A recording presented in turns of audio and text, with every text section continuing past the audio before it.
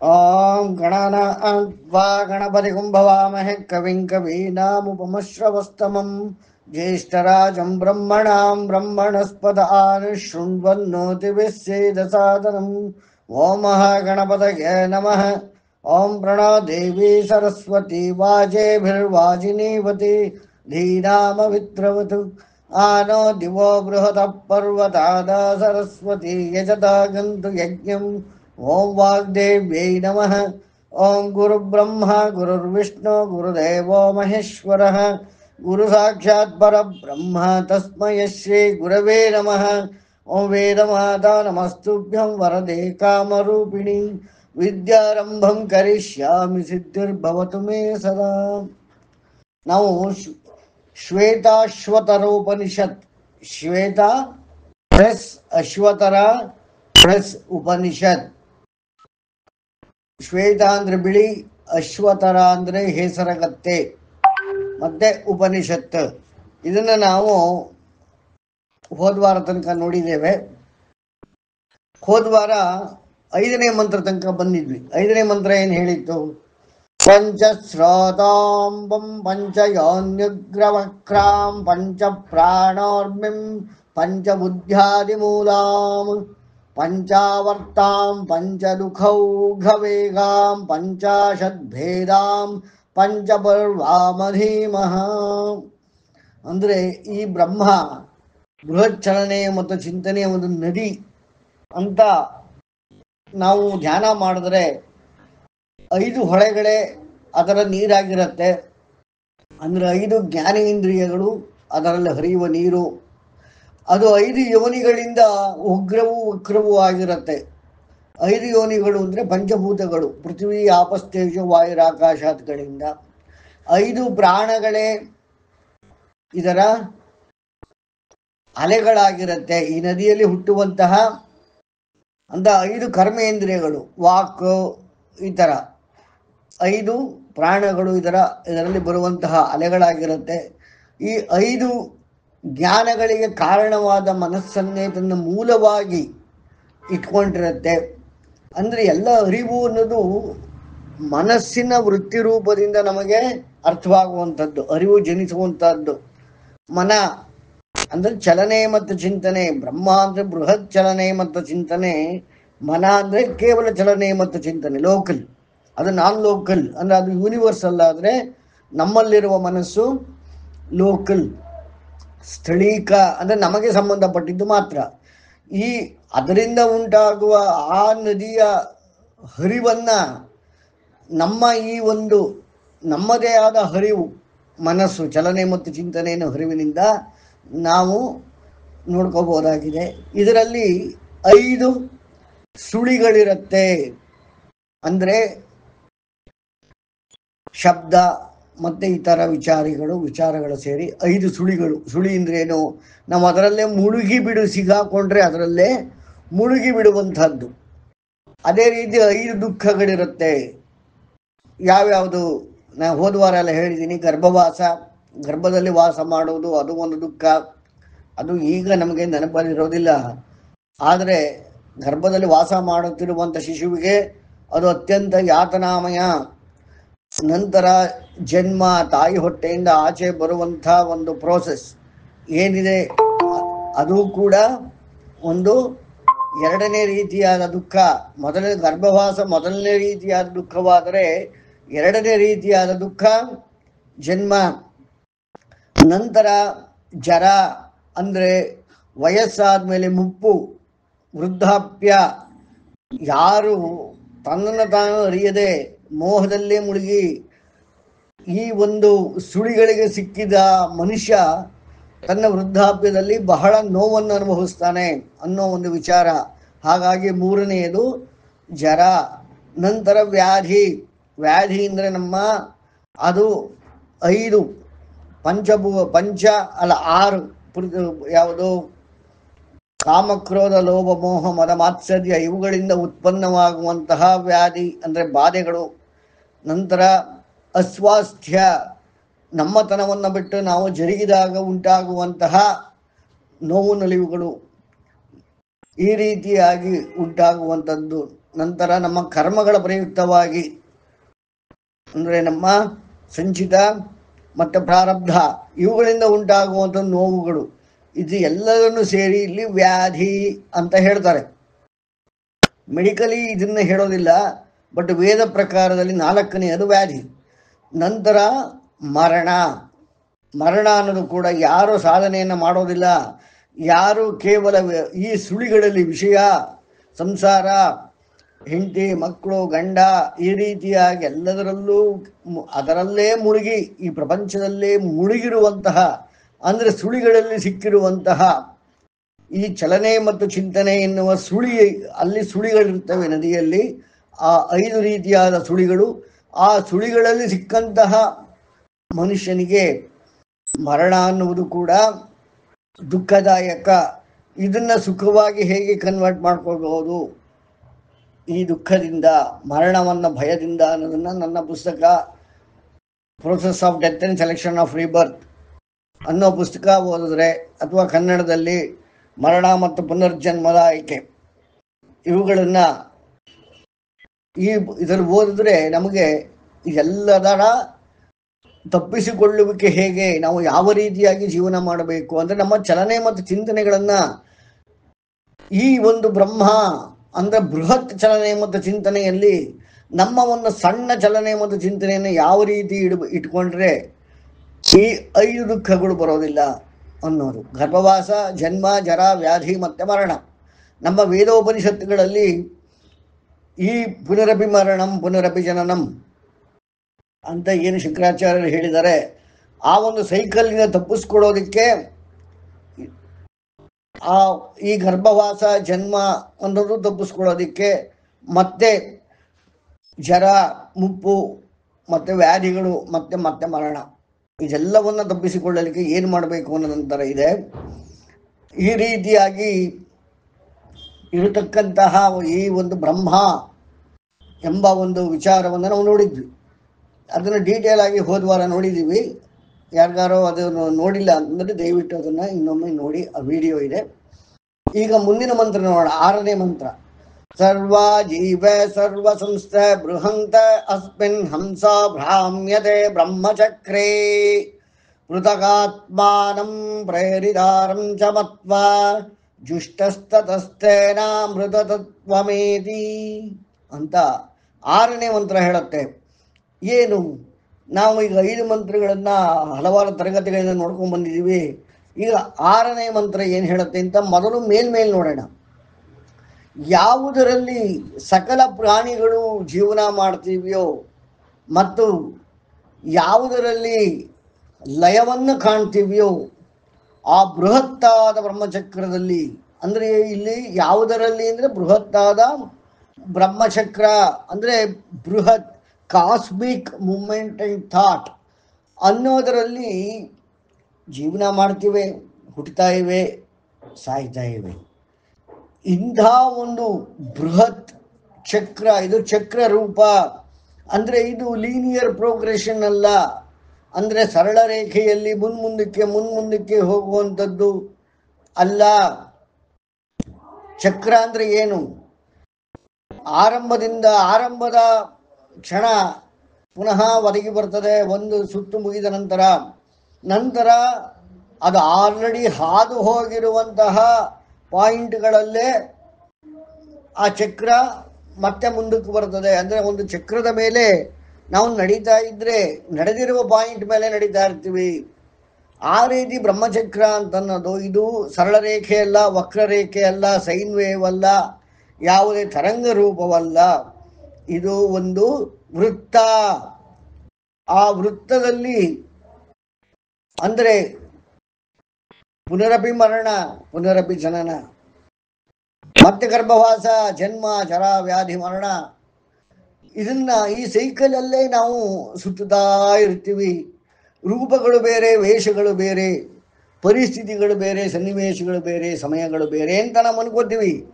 ಆದರೆ ಆ ಬ್ರಹ್ಮಚಕ್ರದ ಅನುಸಾರವಾಗಿ ಅದು ಆ ಒಂದು ತನ್ನ ಪರಿಧಿಯಲ್ಲೇ ಸುತ್ತುವುದರಿಂದ ನಮಗೆ ಅಂದು, ಇಂದು, ಮುಂದು ಅಂದರೆ ಭೂತಕಾಲ, ವರ್ತಮಾನ ಕಾಲ, ಭವಿಷ್ಯತ್ ಕಾಲ ಅಂತ ನಾವೇನು ಅನ್ಕೋತೀವಿ, ಅದೆಲ್ಲವೂ ಕೂಡ ರಿಪೀಟ್ ಆಗ್ತಾ ಇರತ್ತೆ ಅನ್ನೋ ಒಂದು ಅರ್ಥ.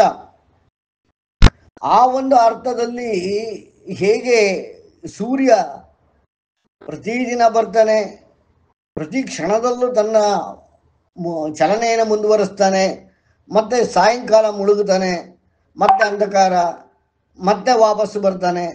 ಇದು ಹೇಗೆ ನಡೀತಾನೇ ಇದೆ ಎಷ್ಟೋ ಬಿಲಿಯನ್ಸ್ ಆಫ್ ಇಯರ್ಸ್ ಇಂದ. ಆ ರೀತಿಯಾಗಿ ಬ್ರಹ್ಮಚಕ್ರ ಅನ್ನೋದು ಅಂದರೆ ಈ ವಿಶ್ವ ಅನ್ನೋದು, ಈ ಬ್ರಹ್ಮಾಂಡ ಅನ್ನೋದು ಈ ರೀತಿಯಾಗಿ ತನ್ನ ಚಲನೆಯಲ್ಲಿದೆ. ಬ್ರಹ್ಮಾಂಡ ಇದು ಹೇಗೆ ಅಂತಂದ್ರೆ, ತ್ರೈತ ಎನ್ನುವ ಸಿದ್ಧಾಂತವನ್ನು ನಾವು ಅಭ್ಯಾಸ ಮಾಡಿದರೆ, ಆ ಒಂದು ಸಿದ್ಧಾಂತವನ್ನು ನಾವು ಗುರುತಿಸಿದರೆ, ಅಧ್ಯಯನ ಮಾಡಿದರೆ, ನಮಗೆ ಇದರಿಂದ ಪಾರಾಗುವ ಮತ್ತೊಂದು ದಾರಿ, ಇಲ್ಲಿ ಇರುವುದೇ ಒಂದೇ ದಾರಿ.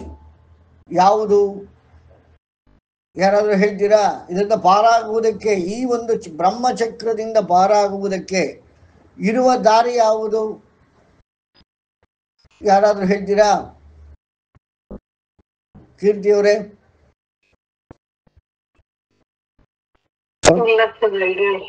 ಪ್ರಫುಲ್ಲತಾ ಅವರೇ, ಲಕ್ಷ್ಮಿಯವರೇ, ಕರ್ಮ ಅದೆಲ್ಲ ಕಾರಣ ಮತ್ತು ಕರ್ಮ. ಓಕೆ, ಇದರಿಂದ ಪಾರಾಗುವ ದಾರಿ ಒಂದೇ ಒಂದು, ಸತ್ಯ. ಜ್ಞಾನದಿಂದ ಸತ್ಯವನ್ನು ಅರಿಯುವುದು, ಭಕ್ತಿಯಿಂದ ಸತ್ಯವನ್ನು ನಂಬುವುದು, ಆ ಸತ್ಯ ಮಾರ್ಗದಲ್ಲಿ ನಡೆದು ನಾವು ಬಿಡುಗಡೆಯನ್ನು ಪಡೆಯುವುದು. ಅಂದರೆ ನಾವು ಯಾವುದಕ್ಕೆ ಟ್ರೈ ಮಾಡಬೇಕು? ಸತ್ಯಕ್ಕೆ, ಟ್ರೂತ್. ಜ್ಞಾನ ಮಾರ್ಗದಿಂದ ಸತ್ಯವನ್ನು ಅರಿಬೇಕು, ಭಕ್ತಿ ಮಾರ್ಗದಿಂದ ಸತ್ಯವನ್ನು ನಂಬಬೇಕು, ವಿಶ್ವಾಸವಿಡಬೇಕು, ಸತ್ಯದ ದಾರಿಯಲ್ಲಿ ನಡೆಯಬೇಕು. ಕೇವಲ ತಿಳಿದುಕೊಂಡರೆ ಸಾಲದು, ತಿಳಿಯದೆ ನಂಬಿದರೂ ಸಾಲದು. ತಿಳಿಯದೆ ನಂಬದೆ ಮಾರ್ಗದಲ್ಲಿ ಚಲಿಸಲು ಆಗದು. ಇದನ್ನು ನಾವು ಅರ್ಥ ಮಾಡ್ಕೋಬೇಕು. ನಾವು ಕೇವಲ ಜ್ಞಾನ ಮಾರ್ಗಿಗಳು, ನಾವು ಕೇವಲ ಭಕ್ತ ಮಾರ್ಗಿಗಳು, ನಾವು ಕೇವಲ ಮೋಕ್ಷ ಮಾರ್ಗಿಗಳು, ಈ ರೀತಿ ದಾರಿ ಇಲ್ಲ. ಜ್ಞಾನವೂ ಬೇಕು, ನಂಬಿಕೆಯೂ ಬೇಕು, ಮತ್ತೆ ಚಲಿಸುವಂತಹ ಕರ್ಮವೂ ಬೇಕು. ಈ ರೀತಿಯಾಗಿ ಮೂರು ರೀತಿಯಾಗಿ ನಾವು ಮಾಡಬೇಕಾಗ್ತದೆ.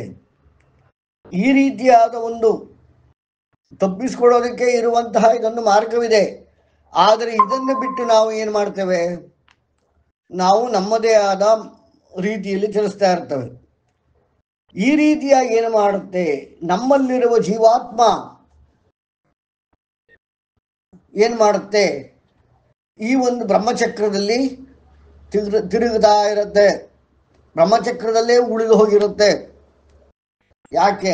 ಅದರಲ್ಲಿ ಅವಿದ್ಯ ಕಾಮಕರ್ಮಗಳು ಇರುವುದರ ಕಾರಣವಾಗಿ. ಮತ್ತೆ ಅದು ಸದಾ ಏನು ಯೋಚನೆ ಮಾಡುತ್ತೆ?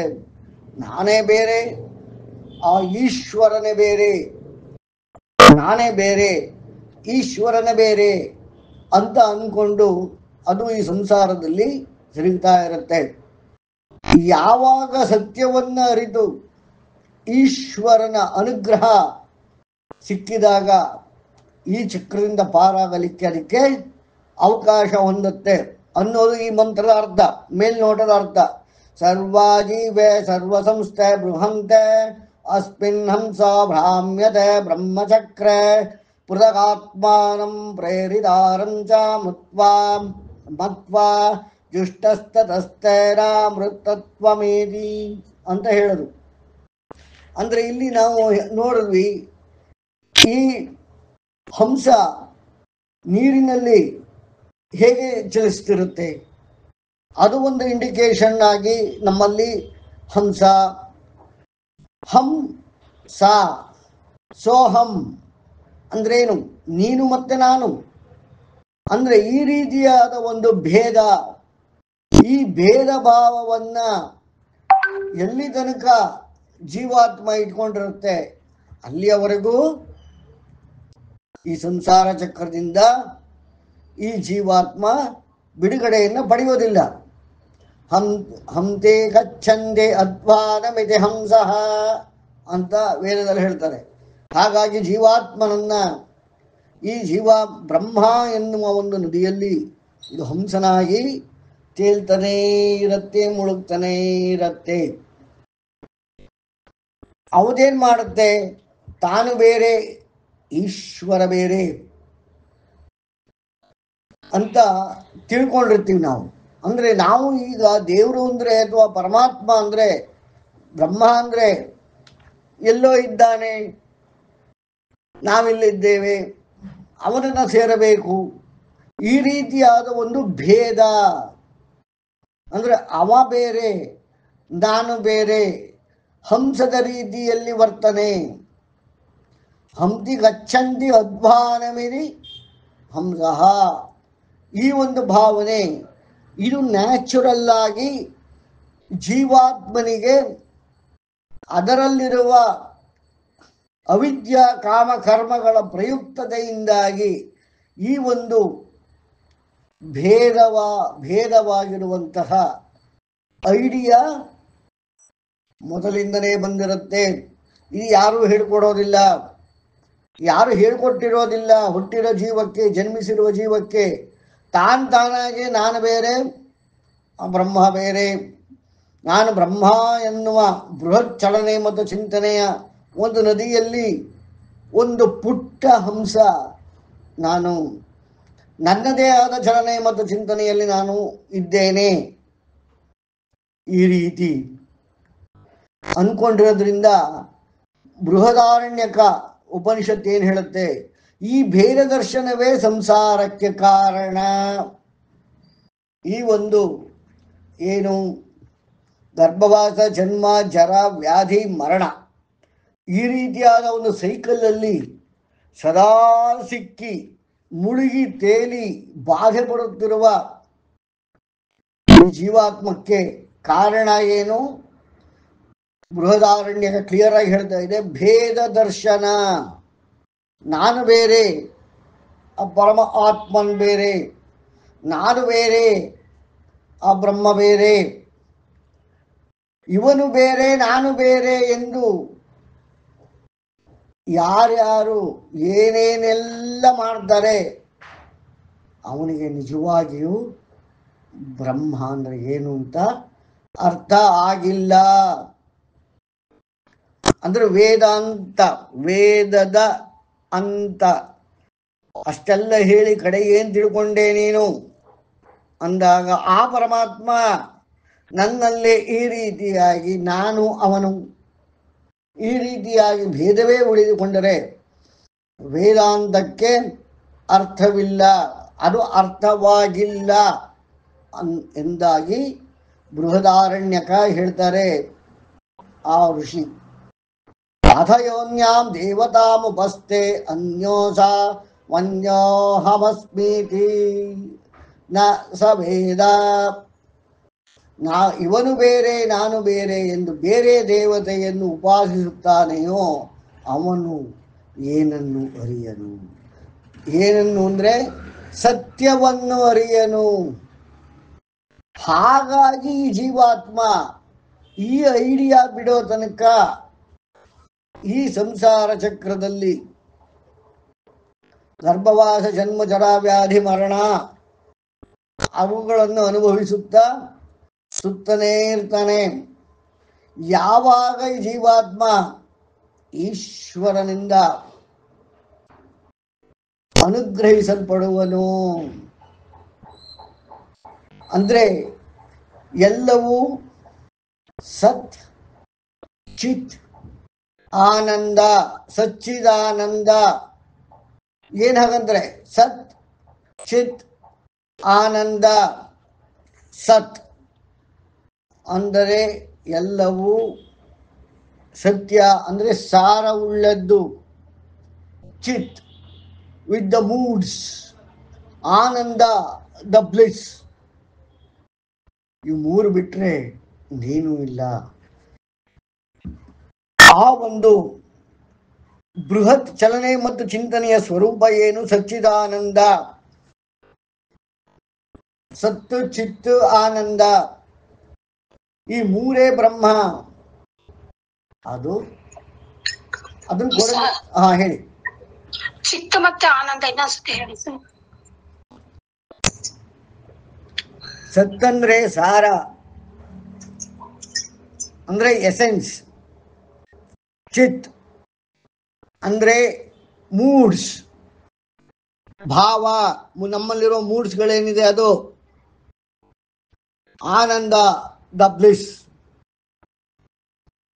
ಅಂದ್ರೆ ಕಾರಣದಿಂದ ಉಂಟಾಗುವ ಆನಂದವಲ್ಲ, ಅದರ ಸ್ಥಿತಿಯೇ ಆನಂದದ ಸ್ಥಿತಿ. ಅರ್ಥ ಐತೆ? ಅಂದ್ರೆ ಈ ಜಗತ್ತಿನಲ್ಲಿ ಏನು ಮಾಡಿದ್ರು ಒಂದು ರಿಸಲ್ಟ್ ಬರಬೇಕು, ಬರುತ್ತೆ. ಅದು ಯಾತರಿಂದ ಬರುತ್ತೆ? ಸತ್ತಿನಿಂದ ಬರುತ್ತೆ. ನೆಕ್ಸ್ಟ್, ಅದರಿಂದ ಏನು ಉತ್ಪಾದನೆ ಆಗುತ್ತೆ? ಭಾವ, ಮೂಡ್ಸ್, ಅದರ ಉತ್ಪಾದನೆ. ಇವೆರಡು ಯಾವುದರ ಆಧಾರದಲ್ಲಿರುತ್ತೆ? ಯಾವುದೇ ಒಂದು ರೀತಿಯಾದ ರಾಗದ್ವೇಷಗಳಲ್ಲಿ ಇರದೆ ಕೇವಲ ಆನಂದ ಎನ್ನುವ ಸ್ಥಿತಿಯಲ್ಲಿ ಇವೆಲ್ಲವೂ ವರ್ಕ್ ಆಗ್ತಾ ಇರುತ್ತೆ. ಇದಕ್ಕೆ ಉದಾಹರಣೆ ಇನ್ನೊಂದು ಕೊಡೋದಕ್ಕೆ ಆಗೋದಿಲ್ಲ. ಯಾಕೆ ಎಂದರೆ ಆ ಬ್ರಹ್ಮ ಎನ್ನುವುದು ಅದ್ವಿತೀಯ. ಅದಕ್ಕೆ ಎರಡನೆಯದು ಅನ್ನೋದೇ ಇಲ್ಲ, ಇನ್ನೊಂದು ಉಪಾದಾನ ಇಲ್ಲ, ಉಪಮೇಯವಿಲ್ಲ. ಹಾಗಾಗಿ ಆ ಬ್ರಹ್ಮಸ್ವರೂಪ ಏನಿದೆ ಅಂದ್ರೆ ಸತ್ ಚಿತ್ತ ಆನಂದ ಸ್ವರೂಪ ಏನಿದೆ ಅದೇ ನಾನು. ಅಹಂ ಬ್ರಹ್ಮಾಸ್ಮಿ. ಶಂಕರಾಚಾರ್ಯರು ಇದನ್ನು ಬಲವಾಗಿ ಪ್ರತಿಪಾದನೆ ಮಾಡಿದ್ದಾರೆ. ಬೃಹದಾರಣ್ಯಕದಲ್ಲೂ ಕೂಡ ಇದು ಇದೆ. ನಾನೇ ಬ್ರಹ್ಮವಾಗಿದ್ದೇನೆ, ಅಹಂ ಬ್ರಹ್ಮಾಸ್ಮಿ. ಅಂದ್ರೆ ನಾನು ಮತ್ತು ಅದು, ನಾನು ಮತ್ತೆ ಬ್ರಹ್ಮ. ನಾನು ಎನ್ನುವ ಚಲನೆ ಚಿಂತನೆಯಿಂದ ಆ ಒಂದು ಬ್ರಹ್ಮ ಎನ್ನುವ ಒಂದು ಬೃಹತ್ ಚಲನೆ ಮತ್ತು ಚಿಂತನೆಯಲ್ಲಿ ತೇಲ್ತಾ ಇದ್ದೇನೆ, ಹಂಸವಾಗಿದ್ದೇನೆ ಅನ್ನೋ ಬದಲು ನಾನೇ ಹರಿವು, ನಾನೇ ಚಲನೆ ಚಿಂತನೆ, ನಾನೇ ಬೃಹತ್ ಚಲನೆ ಚಿಂತನೆ. ಇದು ಯಾವಾಗ ಈ ಒಂದು ಅರಿವು ಆತ್ಮದಿಂದ ಬೆಳಚಿಕೊಂಡು ನಮ್ಮ ಜೀವಾತ್ಮಕ್ಕೆ ಬರುತ್ತೆ, ನಮ್ಮ ಜೀವಾತ್ಮ ಇದನ್ನ ಅರಿತುಕೊಳ್ಳುತ್ತೆ. ಈ ಸತ್ಯವನ್ನ ಅಂದ್ರೆ ಅರಿತುಕೊಳ್ಳೋದೇನು? ಇಲ್ಲಿ ಸಚ್ಚಿದಾನಂದ ಎನ್ನುವುದು ದ ಪ್ರಾಪರ್ಟೀಸ್ ಆಫ್ ಬ್ರಹ್ಮ. ಅದನ್ನು ಯಾವಾಗ ಅರಿತುಕೊಂಡು ಐ ಆಮ್ ಆಲ್ಸೋ ಸಚ್ಚಿದಾನಂದ ಅಂದಾಗ, ಆ ರೀತಿ ಕರ್ಮಗಳನ್ನು ಮಾಡಲಾರಂಭಿಸಿದಾಗ ಆ ಒಂದು ಜೀವಾತ್ಮಕ್ಕೆ ಮುಕ್ತಿ ಸಿಗುತ್ತೆ ಅನ್ನೋದು ಈ ಮಂತ್ರದ ಅರ್ಥ. ಯಾರಿಗಾದರೂ ಡೌಟ್ ಇದೆಯಾ? ಓಕೆ, ಯಾರಿಗೂ ಡೌಟ್ ಇಲ್ಲ ಅಂತಂದ್ರೆ ಈಗ 7ನೇ ಮಂತ್ರವನ್ನು ನೋಡೋಣ. ಉದ್ಗೀತಮೇತತ್ ಪರಮಂ ತು ಬ್ರಹ್ಮ ತಸ್ಮಿನ್ ಸ್ತ್ರಯಂ ಸುಪ್ರತಿಷ್ಠಾಕ್ಷರಂ ಚ ಅತ್ರಾಂತರಂ ಬ್ರಹ್ಮವಿದೋ ವಿದಿತ್ವಾ ಲೀನಾ ಬ್ರಹ್ಮಾಣಿ ತತ್ಪರಾಯೋ ನಿಮುಕ್ತ. ಇದು 7ನೇ ಮಂತ್ರ, ಶ್ವೇತಾಶ್ವತರೋಪನಿಷತ್ ಅನ್ನೋದು ಋಷಿ ಹೇಳ್ತಾ ಇದ್ದಾನೆ. ಏನು ಇಲ್ಲ, ಒಂದು ಮೇಲ್ನೋಟಕ್ಕೆ ಫಸ್ಟ್ ಅರ್ಥ ಏನು ಅಂತ ನೋಡೋಣ. ಆದರೆ ಆಯ್ತು, ಇದೆಲ್ಲ ಗೊತ್ತಾಯ್ತು, ಹೋದ ಮಂತ್ರ ತನಕ ನೀವು ಹೇಳಿದ್ದೆಲ್ಲ ಅರ್ಥವಾಯ್ತು. ಆದರೆ ಇಲ್ಲಿ ಪರಬ್ರಹ್ಮ ಅದು ಪ್ರಪಂಚಕ್ಕಿಂತ ಬೇರೆಯಾಗಿ ಉಪದೇಶಿಸಲ್ಪಟ್ಟಿದೆ. ಯಾತ್ರಲ್ಲಿ? ವೇದಗಳಲ್ಲಿ. ಹೌದು, ಇದರಲ್ಲಿ 3 ಪ್ರತಿಷ್ಠಿತವಾಗಿದೆ. ಇದು ಪ್ರತಿಷ್ಠೆ ಮತ್ತು ಅಕ್ಷರವಾಗಿದೆ. ಬ್ರಹ್ಮಜ್ಞಾನಿಗಳು ಇದರ ಒಳಗಿರುವುದನ್ನು ಅರಿತುಕೊಂಡು ಅದರಲ್ಲೇ ತತ್ಪರರಾಗಿ ಆ ಬ್ರಹ್ಮದಲ್ಲಿ ನೋಡಿ, ಬ್ರಹ್ಮನಲ್ಲಿ ಅಲ್ಲ, ಬ್ರಹ್ಮದಲ್ಲಿ. ಇಲ್ಲೇ ನೋಡಿ, ಕರೆಕ್ಟ್ ಅರ್ಥ ಮಾಡ್ಕೋಬೇಕು. ಬ್ರಹ್ಮನಲ್ಲಿ ಅಂದ್ರೆ ಜೆಂಡರ್ ಮೇಲ್ ಅಂತಾಗೋಗುತ್ತೆ. ಇಲ್ಲಿ ಬ್ರಹ್ಮದಲ್ಲಿ ಲೀನರಾಗಿ ಜನ್ಮಾದಿಗಳಿಂದ ಬಿಡುಗಡೆಯನ್ನು ಹೊಂದುತ್ತಾರೆ ಅನ್ನೋದು ಈ ಮಂತ್ರದ ಅರ್ಥ. ಉದ್ಗೇತಮೇತದ್ ಪರಮಂತು ಬ್ರಹ್ಮ ತಸ್ಮಿನ್ ತ್ರಯಂ ಸುಪ್ರತಿಷ್ಠಾಕ್ಷರಂ ಚ ಅತ್ರಾಂತರಂ ಬ್ರಹ್ಮವಿದೋ ವಿದಿತ್ವಾ ಲೀನಾ ಬ್ರಹ್ಮಣಿ ತತ್ಪರಾಯೋ ನಿಮುಕ್ತಾ. ಕೇಳಿ ಪ್ರಫುಲ್ಲತ್ ಅವರೇ. ಸರ್ ಇನ್ನೊಂದ್ಸಲ ಹೇಳಿ ಸರ್. ಬ್ರಹ್ಮನಲ್ಲಿ ಬ್ರಹ್ಮದಲ್ಲಿ ಅಂದ್ರೆ ಜೆಂಡರ್ ಆಯ್ತು. ದಲ್ಲಿ ಅಂತಂದ್ರೆ ಹೇಗೆ? ಯಾವುದೇ ಜೆಂಡರ್ ಬರ್ಲಿಲ್ಲ, ಯಾವುದೇ ಲಿಂಗ ಬರ್ಲಿಲ್ಲ. ಬ್ರಹ್ಮನಲ್ಲಿ ಅಂದ್ರೆ ಅವನು ಅಥವಾ ಅವಳು ಅಂತ ನಾವು ಡಿಫೈನ್ ಮಾಡ್ಬೇಕಾಗತ್ತೆ. ಆಮೇಲೆ ಇಡೀ ವಿಶ್ವದಲ್ಲೇ ಇರುವಂತಹ ಬ್ರಹ್ಮವನ್ನ ನಾವು ಎಲ್ಲೋ ಒಂದ್ ಕಡೆ ಕೂರಿಸ್ಬಿಡ್ಬೇಕಾಗತ್ತೆ.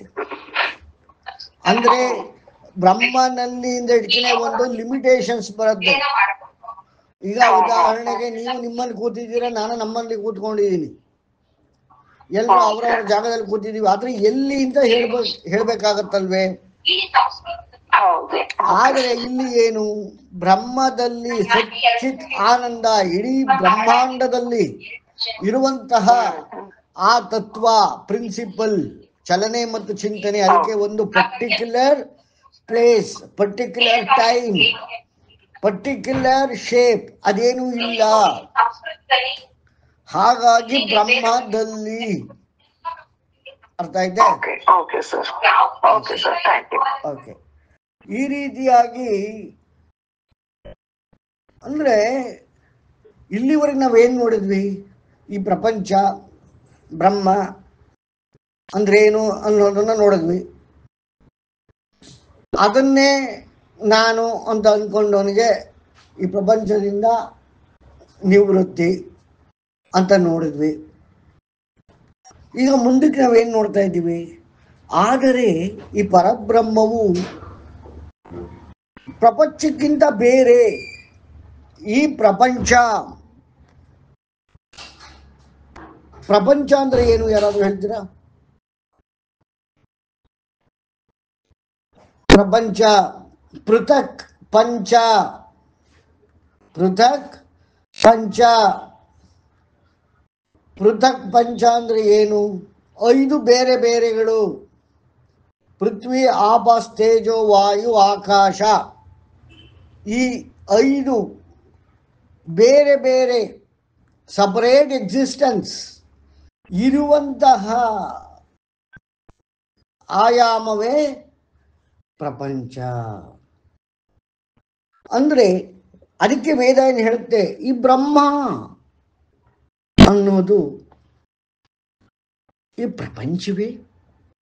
ಈಗ ನನ್ನ ದೇಹ ಪ್ರಪಂಚ ಅಂದ್ರೆ ಈ 5 ಫಂಡಮೆಂಟಲ್ ಎಲಿಮೆಂಟ್ಸ್ಗಳಿಂದನೇ ನನ್ನ ದೇಹ ಮಾಡಲ್ಪಟ್ಟಿದೆ, ನಿಮ್ಮ ದೇಹ ಮಾಡಲ್ಪಟ್ಟಿದೆ, ಒಂದು ಐಫೋನ್ ತಗೊಂಡ್ರೆ ಮಾಡಲ್ಪಟ್ಟಿದೆ, ಕಂಪ್ಯೂಟರ್ ತಗೊಂಡ್ರೆ ಮಾಡಲ್ಪಟ್ಟಿದೆ. ಏನ್ ತಗೊಂಡ್ರು ಅದರಲ್ಲಿ ಪೃಥ್ವಿ, ಆಪ, ತೇಜ, ವಾಯು, ಆಕಾಶ. ಈ ತರ ನಾವು ಯಾವ್ದನ್ನು ತಗೊಂಡ್ರು ಅದರಲ್ಲಿ 5 ಅಂಶಗಳನ್ನ ಕಾಣಬಹುದು. ಅದು 5ರಲ್ಲಿ ಕೆಲವು ಪರ್ಮಿಟೇಷನ್ ಕಾಂಬಿನೇಷನ್ಸ್ ಕಾಣಬಹುದು ಈ ತರ. ಆದರೆ ಬ್ರಹ್ಮ ಎನ್ನುವುದು ಈ 5ರಿಂದ ಪೃಥಕ್ ಪಂಚದಿಂದ ಮಾಡಲ್ಪಟ್ಟಿದೆಯೇ ಅಂದ್ರೆ ಇಲ್ಲ. ಇದನ್ನ ವೇದ ಸ್ಪಷ್ಟವಾಗಿ ಹೇಳ್ತಾ ಇದೆ. ವೇದವನ್ನು ಅರ್ಥ ಮಾಡಿಕೊಂಡ್ರೆ ನಮ್ಗೆ ಅರ್ಥವಾಗುವುದೇನು? ಈ ಬ್ರಹ್ಮ ಈ ಪೃಥಕ್ ಪಂಚಗಳಿಂದ ಮಾಡಲ್ಪಟ್ಟಿಲ್ಲ, ಅದೇ ಬೇರೆ. ಅಂದ್ರೆ ವಿಚ್ ಈಸ್ ಕಾಲ್ಡ್ ಅಲ್ಟಿಮೇಟ್, ಸರ್ವೋತ್ಕೃಷ್ಟ ಅನ್ನೋದು ನಾವು ಯಾವುದನ್ನ ಕರಿಬಹುದು? ಪರಮ ಅಂತ ನಾವು ಯಾವುದನ್ನ ಕರಿಬಹುದು? ಪರಬ್ರಹ್ಮ ಅಂತ ಯಾವುದನ್ನ ಕರಿಬಹುದು? ಈ ಪೃಥಕ್ ಪಂಚಗಳ ಧರ್ಮಗಳಿಂದ ಆವರಿಸಲ್ಪಡದೇ ಇರುವಂಥದ್ದು ಅಲ್ಟಿಮೇಟ್. ವೇದಗಳಲ್ಲಿ ನಾವು ಅರ್ಥ ಮಾಡ್ಕೋಬೇಕಾದ್ರೆ ಎಲ್ಲೆಲ್ಲಿ ಪರಮ, ಸರ್ವೋತ್ಕೃಷ್ಟ, ಅದ್ವಿತೀಯ ಈ ಮಾತುಗಳೆಲ್ಲಿ ಬರುತ್ತೆ ಅಂತಂದ್ರೆ ಈ ಪೃಥಕ್ ಪಂಚ, ಈ ಪ್ರಪಂಚ, ಇವುಗಳ ಧರ್ಮ ಏನಿದೆ, ಧರ್ಮ ಅಂದ್ರೆ ಏನು? ಸಾಲಿಡ್, ಅದಕ್ಕೊಂದು ಧರ್ಮ ಇದೆ. ಲಿಕ್ವಿಡ್, ಅದಕ್ಕೊಂದು ಧರ್ಮ ಇದೆ. ಬ್ರಿಲಿಯನ್ಸ್ ಅಂದ್ರೆ ತೇಜಸ್, ಅದಕ್ಕೊಂದು ಧರ್ಮ ಇದೆ. ಏರ್, ಅದಕ್ಕೊಂದು ಧರ್ಮ ಇದೆ. ಆಕಾಶ, ಅದಕ್ಕೊಂದು ಧರ್ಮ ಇದೆ. ಒಂದು ಇನ್ನೊಂದು ತರ ಇಲ್ಲ. ಈ ಧರ್ಮಗಳ ಡಿಫರೆಂಟ್ ಪರ್ಮಿಟೇಷನ್ ಕಾಂಬಿನೇಷನ್ಸ್ ಇಂದ ಈ ಪ್ರಪಂಚ ಮಾಡಲ್ಪಟ್ಟಿದೆ. ಅವುಗಳಲ್ಲಿರುವ ಧರ್ಮಗಳನ್ನು ನಾವು ನೀಟಾಗಿ ನೋಡ್ತಾ ಬಂದರೆ ಇವುಗಳ ಅಂಶಗಳೇ ನಮಗೆ ಸಿಗ್ತವೆ. ಉದಾಹರಣೆ, ಅಗ್ನಿತತ್ವದಿಂದ ನಮ್ಮ ಕಣ್ಣುಗಳ ಚಲನೆ, ಜಲತತ್ವದಿಂದ ನಮ್ಮ ಕೇಳುಗರ ಚಲನೆ, ವಾಯುವಿನಿಂದ ನಮ್ಮ ಇಂದ್ರಿಯಗಳ ಗ್ರಹಿಕೆ. ಈ ರೀತಿ ನಾವೆಲ್ಲ ನೋಡ್ಕೊಂಡ್ ಬಂದಿದ್ದೀವಿ. ಇದೆಲ್ಲ ನೋಡ್ಕೊಂಡ್ ಬಂದಾಗ ಈ ರೀತಿ ಯಾವುದನ್ನೇ ತಗೊಂಡು ನಾವು ಡಿವೈಡ್ ಮಾಡಿದಾಗ, ಇವಾಗ ಸೈನ್ಸ್ ಅಲ್ಲಿ ಏನೇ ಡಿವೈಡ್ ಮಾಡೋದು ಯಾವ್ದ್ರಿಂದ ಮಾಡಲ್ಪಟ್ಟಿದೆ ಅಂತ ಹೇಳ್ತಾರೆ. ಈಗ water H2O, hydrogen and oxygen. But hydrogen is made up of what? Oxygen is made up of what? Atoms. Atoms is made up of what? Subparticles. Subparticles are made up of what? Mesons. ಈ ರೀತಿಯಾಗಿ what ಅನ್ನೋದು ನಮ್ಮ science ಹೇಳ್ತಾ ಹೋಗುತ್ತೆ. ಆದರೆ ಈ ಜಗತ್ತನ್ನ ವರ್ತುಲಾಕಾರದಲ್ಲಿ ನಡೆಸುತ್ತಿರುವಂತಹ ಆ ಬ್ರಹ್ಮ ವಾಟ್ ಅಂತ ಕೇಳಿದ್ರೆ ಏನದು ಅಂದ್ರೆ ಸತ್ ಚಿತ್ ಆನಂದ. It is not particle, it is not subparticle, it is not air, it is not gas, it is not solid, it is not liquid, it is not brilliance, it is not Akash, it is not ಪೃಥ್ವಿ, ಯಾವುದೂ ಅಲ್ಲ. ಅಂದ್ರೆ ಪ್ರಪಂಚ ಧರ್ಮಗಳಿಂದ ಅದು ಆಚೆಗಿದೆ, ಅದರಿಂದ ಪ್ರಪಂಚ ಬಂದಿದೆಯೇ ವಿನಃ ಅದೇ ಪ್ರಪಂಚವಲ್ಲ. ಪ್ರಪಂಚ ಧರ್ಮದಿಂದ ಅದು ಎಫೆಕ್ಟ್ ಆಗೋದಿಲ್ಲ, ಲಿಪ್ತವಾಗೋದಿಲ್ಲ. ಇದನ್ನ ನಾವು ಸರಿಯಾಗಿ ಮಂತ್ರದಲ್ಲಿ ಅರ್ಥ ಮಾಡ್ಕೋಬೇಕು. ಇಲ್ಲಿ ಡೈರೆಕ್ಟ್ ಆಗಿ ಹೇಳ್ತಾ ಇದ್ದಾರೆ, ಆದರೆ ಹೇಗೆ ಅಂತ ನಾನು ಬಿಡಿಸಿ ಹೇಳ್ತಾ ಇದ್ದೇನೆ ಅಷ್ಟೇ. ಅಂದ್ರೆ ಬ್ರಹ್ಮ ಅನ್ನೋದು ಏನಾಯ್ತು? ಪರಮ, ಇಹ ಮತ್ತೆ ಪರ, ಇದು ಮತ್ತೆ ಅದು. ಪರಬ್ರಹ್ಮ, ಇಹಲೋಕ, ಪರಲೋಕ, ಪರ, ಸರ್ವೋತ್ಕೃಷ್ಟ, ಅದ್ವಿತೀಯ. ಈ ತರ ಪದಗಳನ್ನ ಯಾಕೆ ಹೇಳ್ತಿದ್ದಾರೆ ಉಪನಿಷತ್ತುಗಳಲ್ಲಿ, ವೇದಗಳಲ್ಲಿ? ಬ್ರಹ್ಮಕ್ಕೆ ಅಂತಂದ್ರೆ ಅದು it is not made up of ಪೃಥಕ್ ಪಂಚ. Then what it is? ಸತ್ ಚಿತ್ ಆನಂದ. ಆಯ್ತು, ಈಗ ವೇದಗಳಲ್ಲಿ ಯಾವ ರೀತಿ ಪರಬ್ರಹ್ಮ ಡಿಫೈನ್ ಮಾಡಿದ್ದಾರೆ ಅನ್ನೋದು ನೋಡಾಯ್ತು. ನೆಕ್ಸ್ಟ್ ಏನು? ಕಾರ್ಯಕಾರಣ ಲಕ್ಷಣವಾದ ಪ್ರಪಂಚದಿಂದ ಕಾರ್ಯ ಕಾರಣ ಲಕ್ಷಣ, ಫಂಕ್ಷನ್, ರೀಸನ್ ಅಂಡ್ ಅಪಿಯರೆನ್ಸ್, ಆ ರೀತಿ ಇರುವ ಪೃಥಕ್ ಪಂಚದಿಂದ ಬ್ರಹ್ಮವನ್ನು ಉದ್ಧರಿಸಿ ಶ್ರುತಿಗಳಲ್ಲಿ ಹೇಳಿದೆ. ಯತ್ ಉದ್ಗೇತಂ ಉದೃತ್ಯ ಗೀತಂ ಉಪದಿಷ್ಟಂ ಕಾರ್ಯ ಕಾರಣ ಲಕ್ಷಣ ಪ್ರಪಂಚಾದ್ ವೇದಾಂತೈ. ಬ್ರಹ್ಮವು ಈ ಪ್ರಪಂಚದಿಂದ ಸ್ಪಷ್ಟತೆಯನ್ನು ಪಡೆದಿಲ್ಲ ಅಂತ ಶ್ರುತಿ ಅಂದರೆ ವೇದಗಳು ಹೇಳ್ತಾ ಇವೆ. ಇಲ್ಲಿ ಋಷಿ ಅವರು ಹೇಳಿರುವ ಉಪದೇಶವೇ ಇಲ್ಲಿ ಶ್ವೇತಾಶ್ವತರ ಉಪನಿಷತ್. ಅವನಿಗೆ ಜ್ಞಾನೋದಯ ಹೇಗಾಗಿದೆ ಅಂದ್ರೆ ವೇದಗಳನ್ನ ಅರ್ಥ ಮಾಡಿಕೊಂಡು ಆ ವೇದಗಳಿಂದ ಜ್ಞಾನವನ್ನು ಗಳಿಸಿ ಅದರಲ್ಲಿ ತನ್ನ ಭಕ್ತಿಯನ್ನು ಇರಿಸಿ ಆ ಮಾರ್ಗದಲ್ಲಿ ನಡೆದಾಗ ಕಂಡುಕೊಂಡ ಸತ್ಯವನ್ನ ಈ ಉಪನಿಷತ್ತಿನ ಋಷಿ ತನ್ನ ಶಿಷ್ಯಂದರಿಗೆ ಹೇಳ್ತಾ ಇದ್ದಾರೆ. ಹಾಗಾಗಿ ಇಲ್ಲಿ ಏನು ಹೇಳ್ತಾ ಇದ್ದಾರೆ? ಯದ್ ಉದ್ಗೇತಂ ಉದೃತ್ಯಗೇತಂ ಉಪದಿಷ್ಟಂ ಕಾರ್ಯ ಕಾರಣ ಲಕ್ಷಣಾತ್ ಪ್ರಪಂಚಾದ್ ವೇದಾಂತೈ. ಬ್ರಹ್ಮ ಎನ್ನುವುದು ಈ ಪೃಥಕ್ ಪಂಚರಿಂದ ಸ್ಪಷ್ಟವಾಗಿಲ್ಲ. It is not made up of these 5 basic elements. ಅಂದ್ರೆ ಏನಾಯ್ತು? ಸತ್ತು ಚಿತ್ತು ಆನಂದ is not the product of ಪೃಥಕ್ ಪಂಚ ಅನ್ನೋದನ್ನು ನಾವು ತಿಳ್ಕೊಂಡ್ವಿ.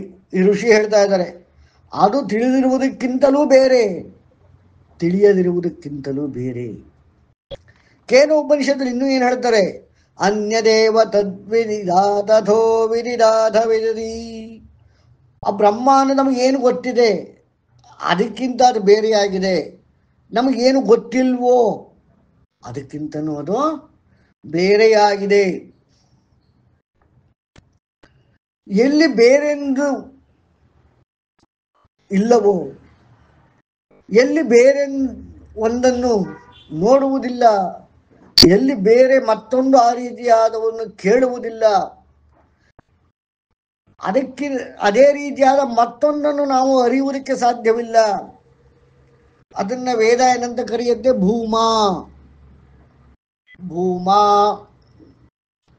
ಅಂದ್ರೆ ಕಂಡಿಲ್ಲ, ಕೇಳಿಲ್ಲ, ಅರಿತಿಲ್ಲ. ಕಾಣಬೇಕು ಅಂದರೆ ಬ್ರಹ್ಮವನ್ನೇ ಕಾಣಬೇಕು. ಬ್ರಹ್ಮದನ್ನು ಅರ್ಥ ಮಾಡ್ಕೊಳ್ಳಿಕ್ಕೆ ಆ ಥರ ಇನ್ನೊಂದನ್ನ ಕಾಣೋದಕ್ಕಾಗೋದಿಲ್ಲ, ಆ ಥರ ಇನ್ನೊಂದನ್ನು ನೋಡೋದಕ್ಕಾಗೋದಿಲ್ಲ, ಆ ಥರ ಇನ್ನೊಂದನ್ನ ಅರಿಯುವುದಕ್ಕಾಗುವುದಿಲ್ಲ. ಅರಿತರೆ ಬ್ರಹ್ಮವನ್ನೇ ಅರಿಯಬೇಕು. ಬ್ರಹ್ಮ ಅಂದ್ರೆ ಏನು ತಿಳ್ಕೋಬೇಕು, ಅದನ್ನೇ ತಿಳ್ಕೋಬೇಕು. ಬ್ರಹ್ಮ ಅಂದ್ರೆ ಏನು ಅದನ್ನೇ ನೋಡಬೇಕು. ಬ್ರಹ್ಮ ಅಂದ್ರೆ ಏನು ಅಂತಂದ್ರೆ ಅದನ್ನೇ ಕೇಳಬೇಕು ಅನ್ನೋದು ಇಲ್ಲಿ ಅರ್ಥ. ಇದಕ್ಕೆ ಭೂಮಾ. ನಿಮ್ಮಗಳಿಗೆ ನೆನಪಿರಬಹುದು, ಮದುವೆಯಲ್ಲಿ ತಾಳಿ ಎಲ್ಲ ಕಟ್ಟಿ ಎಲ್ಲ ಆದಮೇಲೆ ಆ ಗಂಡು ಹೆಣ್ಣಿಗೆ ಕೂರಿಸಿ ಭೂಮದ ಊಟ ಅಂತ ಹಾಕ್ತಾರೆ. ಅದು ನಮ್ಮ ಭಾರತೀಯ ಹಿಂದೂ ಸಂಪ್ರದಾಯದಲ್ಲಿ ವೇದ ಪ್ರಕಾರದ ಮದುವೆಗಳಲ್ಲಿದೆ. ಭೂಮ ಅಂದ್ರೆ ಏನು? ಯಾವುದೋ ಒಂದಿದೆ ಅಂದ್ರೆ ಭೂಮವನ್ನು ಬಿಟ್ಟು ಬೇರೆ ಇಲ್ಲ. ಅದ್ವಿತೀಯ. ಕಾಣುವುದಕ್ಕಾಗಲಿ, ತಿಳಿದುಕೊಳ್ಳುವುದಕ್ಕಾಗಲಿ, ಕೇಳುವುದಕ್ಕಾಗಲಿ ಇನ್ನೇನು ಇಲ್ಲ. ಅದನ್ನೇ ಕೇಳಬೇಕಂತ ನಾನು ಏನೆಲ್ಲ ಹೇಳಿದೆ, ಅದು ಭೂಮ. ಆ ಭೂಮ ಅಂದ್ರೆ ಯಾವುದಿಲ್ಲ? ಹಾಗಾದರೆ ಬ್ರಹ್ಮ. ಯತ್ರ ನಾಣ್ಯದೃಶ್ಯತೆ ನಾಣ್ಯತೃಣೋತಿ ನಾಣ್ಯದ್ವಿಜಾನಾತಿ ಸ ಭೂಮ. ಛಾಂದೋಗ್ಯ ಹೇಳುತ್ತೆ ಹಾಗಂತ. ಎಲ್ಲಿ ಬೇರೊಂದನ್ನು ನೋಡುವುದಿಲ್ಲವೋ, ಎಲ್ಲಿ ಬೇರೊಂದನ್ನು ಕೇಳುವುದಿಲ್ಲವೋ, ಎಲ್ಲಿ ಬೇರೊಂದನ್ನು ಅರಿಯುವುದಿಲ್ಲವೋ ಅದು ಭೂಮ.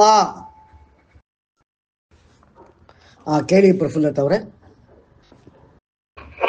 ಸರ್ ಇಲ್ಲಿ ಭೂಮ ಅಂತ ಹೇಳ್ತಾ ಇದ್ರಲ್ಲ ಸರ್, ಅಲ್ಲಿ ಈಗ ಮದ್ವೆಯಲ್ಲಿ ಊಟ ಹಾಕ್ತಾರೆ, ನಮ್ಮ ಇದಾದ್ಮೇಲೆ ತಾಳಿ ಕಟ್ಟಿದ್ಮೇಲೆ ಭೂಮ, ಅದಕ್ಕೂ ಇದಕ್ಕೂ ಏನ್ ರಿಲೇಟ್ ಸರ್? ಹೇಗೆ ಭೂಮ ಅಂತಂದ್ರೆ ಆ ಗಂಡು ಹೆಣ್ಣು ಹಿಂದೆ ಆ ತರ ಊಟ ಮಾಡಿರೋಲ್ಲ, ನೆಕ್ಸ್ಟ್ ಊಟ ಆ ರೀತಿ ಇರೋದಿಲ್ಲ.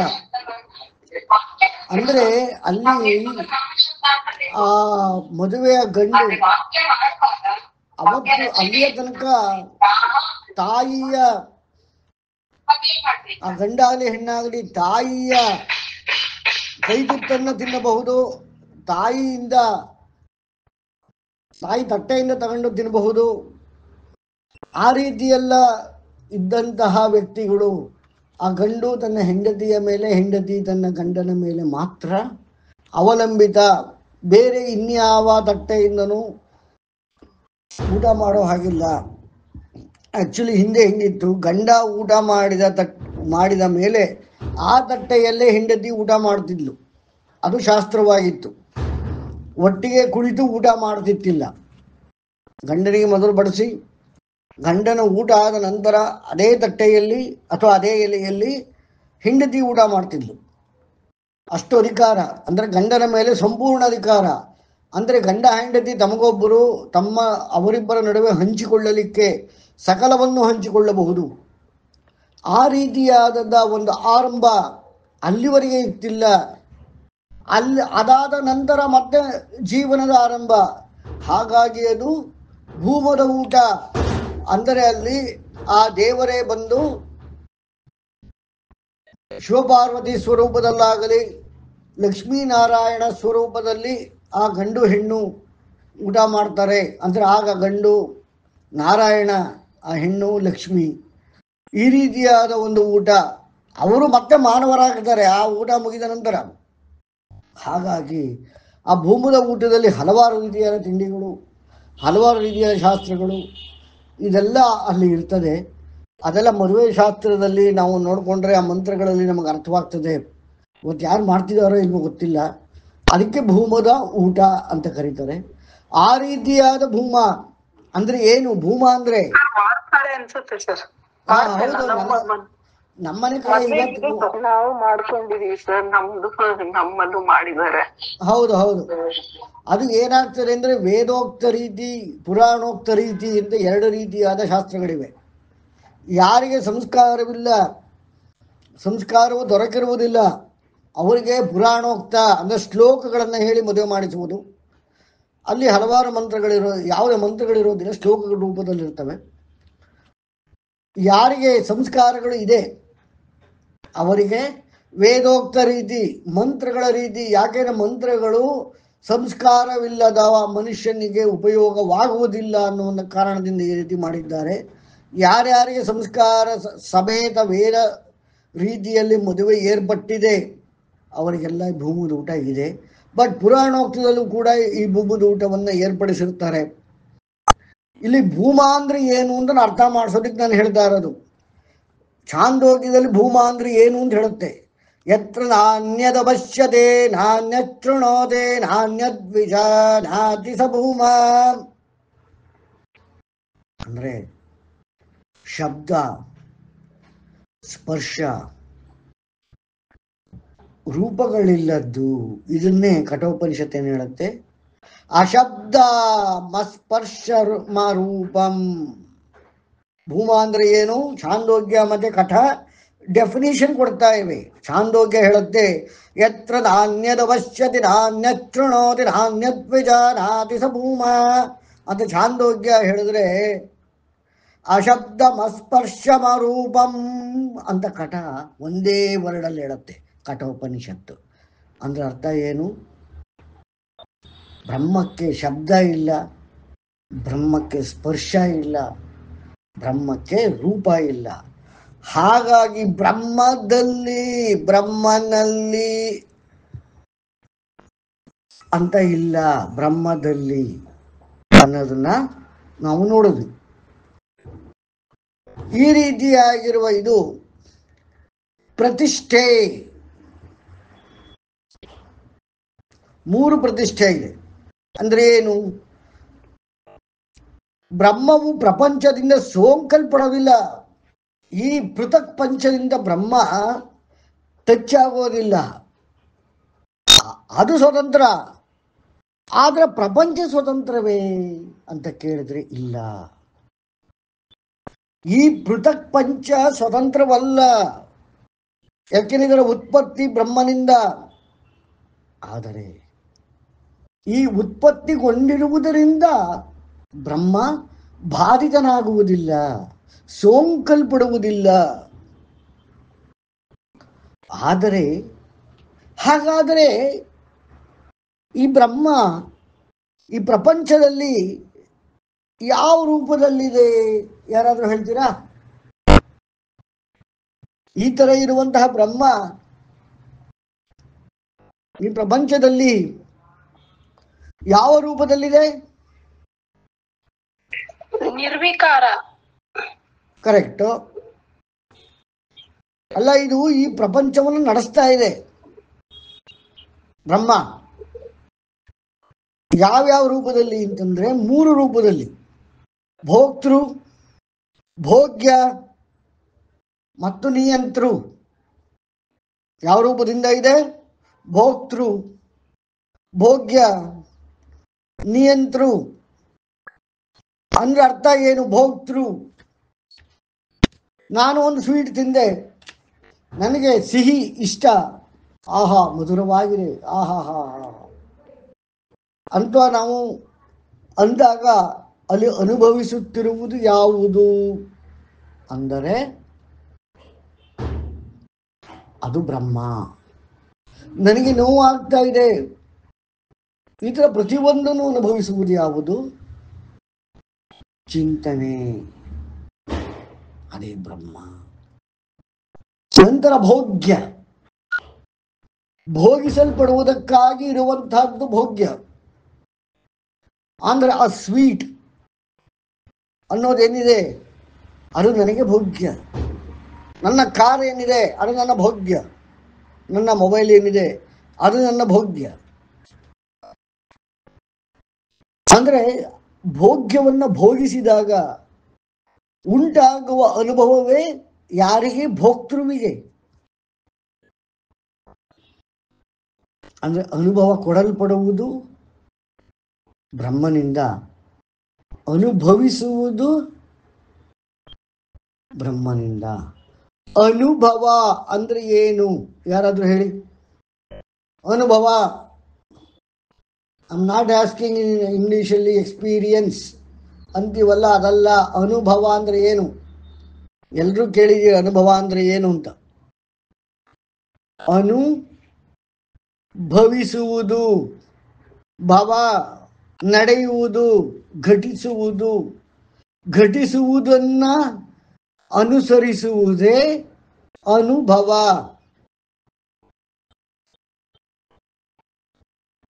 ಈ ತರ ಘಟಿಸುವುದಕ್ಕೆ ಕಾರಣ ಯಾವುದು? ಬ್ರಹ್ಮ. ಅದನ್ನ ಫಾಲೋ ಮಾಡೋದಕ್ಕೆ ಕಾರಣ ಯಾವುದು? ಬ್ರಹ್ಮ. ಅಂತ ಚಲನೆ ಮತ್ತು ಚಿಂತನೆ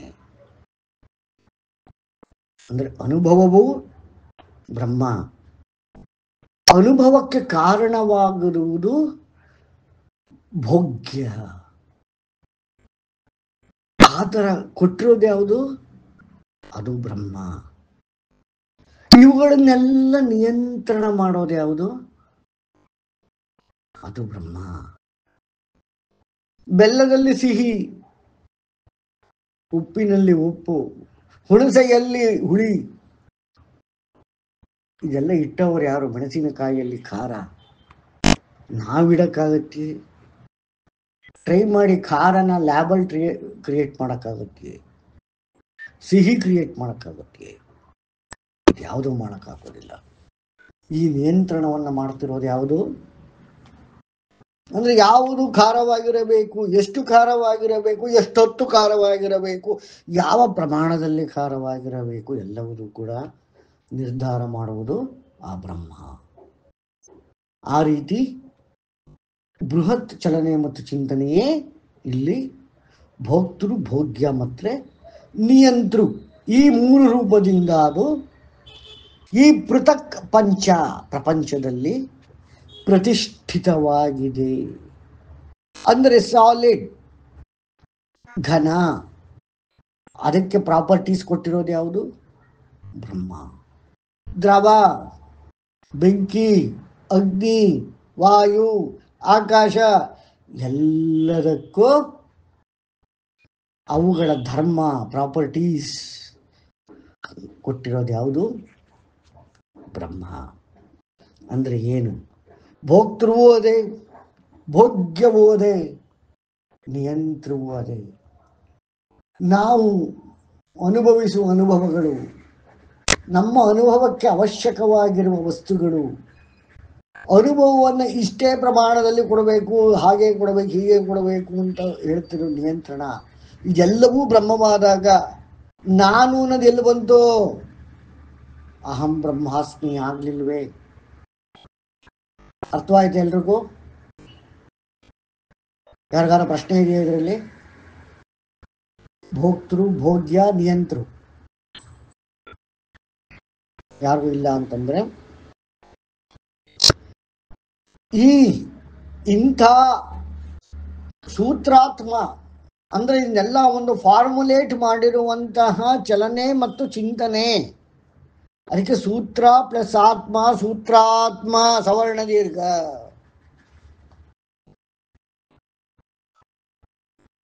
ಈ ನಾಮ ರೂಪ ಕರ್ಮಗಳು, ನಾಮ ರೂಪ ಕರ್ಮ ಎಲ್ಲ ಆ ಪರಮಾತ್ಮನಾದ ಬ್ರಹ್ಮ ಅವನಿಂದನೇ ನಮ್ಮಲ್ಲಿ ಇರುವುದು ವಿಶ್ವ, ತೇಜಸ ಮತ್ತು ಪ್ರಾಜ್ಞ, ಎಚ್ಚರ, ಸ್ವಪ್ನ ಮತ್ತು ಸುಷುಪ್ತಿ ಅಥವಾ ಮೂರು ರೀತಿಯಾದ ಪ್ರಜ್ಞೆಗಳು, ಅದರಲ್ಲಿರುವ ಮೂರು ರೀತಿಯಾದ ಪೃಥಕ್ ಜ್ಞಾನಗಳು. ಅದಕ್ಕೆ ಅವಶ್ಯಕವಾಗಿರುವ ಶಕ್ತಿ, ಎಚ್ಚರಕ್ಕೆ ಅವಶ್ಯಕವಾಗಿರುವ ಶಕ್ತಿ ವಿಶ್ವ ಅಂತ ಕರಿತೀವಿ. ಸ್ವಪ್ನಕ್ಕೆ ಅವಶ್ಯಕವಾಗಿರುವ ಶಕ್ತಿಯನ್ನು ತೇಜಸ ಅಂತ ಕರಿತೀವಿ. ಸುಷುಪ್ತಿ ಅದಕ್ಕೆ ನಾವು ಏನಂತ ಕರಿತೀವಿ? ಪ್ರಾಜ್ಞ. ಈ ರೀತಿ ಬ್ರಹ್ಮ ಇದರಲ್ಲಿ ಎಲ್ಲದರಲ್ಲೂ ಇದೆ, ಆದರೆ ಇವುಗಳಿಂದ ಎಫೆಕ್ಟ್ ಆಗಿಲ್ಲ. ಮತ್ತು ಅಕ್ಷರ ಇಷ್ಟೆಲ್ಲ ಆದ್ರೂ ಬ್ರಹ್ಮ ಸೌದೋಗುತ್ತಾ? ಖರ್ಚಾಗುತ್ತಾ? ಇಲ್ಲ. ಪೂರ್ಣಮಿದಂ ಪೂರ್ಣಮದಂ ಪೂರ್ಣಾತ್ ಪೂರ್ಣಮುದಚ್ಯತೆ ಪೂರ್ಣಸ್ಯ ಪೂರ್ಣಮಾದಾಯ ಪೂರ್ಣಮೇವಾವಶಿಷ್ಯತೆ. ಆ ರೂಪದಲ್ಲಿ ಬ್ರಹ್ಮ ಇರುತ್ತೆ. ಯಾರೆಷ್ಟೇ ಉಪಯೋಗಿಸಿದ್ರು ಖರ್ಚಾಗೋದಿಲ್ಲ. ಬ್ರಹ್ಮನಲ್ಲಿ ನಾನು ಲೀನವಾಗ್ತೇನೆ ಅಂದ್ರೆ ಬ್ರಹ್ಮ ಇನ್ಕ್ರೀಸ್ ಆಗೋದಿಲ್ಲ, ಡಿಕ್ರೀಸ್ ಆಗೋದಿಲ್ಲ, ಡಿಪ್ರಿಷಿಯೇಟ್ ಆಗೋದಿಲ್ಲ, ಹೆಚ್ಚಾಗೋದಿಲ್ಲ, ಕಮ್ಮಿ ಆಗೋದಿಲ್ಲ. ಅಂಥದ್ದೇನು ಪೂರ್ಣ. ಓಕೆ, ಈ ಥರ ಯಾರು ತಿಳ್ಕೋತಾರೆ, ಈ ಥರ ಯಾರು ನಡ್ಕೋತಾರೆ, ಅವರು ಮತ್ತೆ ಹುಟ್ಟೋದಕ್ಕೆ ಬೇಕಾಗಿರುವ ಎಲ್ಲ ಕಾರಣಗಳನ್ನ ತ್ಯಜಿಸಿ ಅವರು ಬ್ರಹ್ಮನಲ್ಲಿ ಲೀನನಾಗ್ತಾರೆ, ಮೃತ್ಯುವನ್ನು ಗೆಲ್ತಾರೆ ಅನ್ನೋದು ಈ ಮಂತ್ರದ ಅರ್ಥ. ಉದ್ಗೀತಮೇತದ್ ಪರಮಂ ತು ಬ್ರಹ್ಮ ತಸ್ಮಿನ್ ಸ್ತ್ರಯಂ ಸುಪ್ರತಿಷ್ಠಾಕ್ಷರಂ ಚ ಅತ್ರಾಂತರಂ ಬ್ರಹ್ಮವಿದೋ ವಿದಿತ್ವಾ ಲೀನ ಬ್ರಹ್ಮಣಿ ತತ್ಪರ ಯೋನಿಮುಕ್ತ. ಈ ಮಂತ್ರದ ಅರ್ಥವನ್ನು ಗ್ರಹಿಸಿದವರು ಜ್ಞಾನಿಗಳಾಗ್ತಾರೆ, ಅದರಲ್ಲಿ ಭಕ್ತಿಯನ್ನ ಇಡ್ತಾರೆ, ಅದರಿಂದ ಮುಕ್ತಿಯನ್ನ ಪಡೀತಾರೆ ಅನುಸರಿಸುವ ಮೂಲಕ. ಇನ್ನು ಇಲ್ಲಿಗೆ ನಿಲ್ಲಿಸಿರೋಣ. ಯಾರಿಗಾದ್ರೂ ಪ್ರಶ್ನೆ ಇದ್ರೆ ಕೇಳಿ.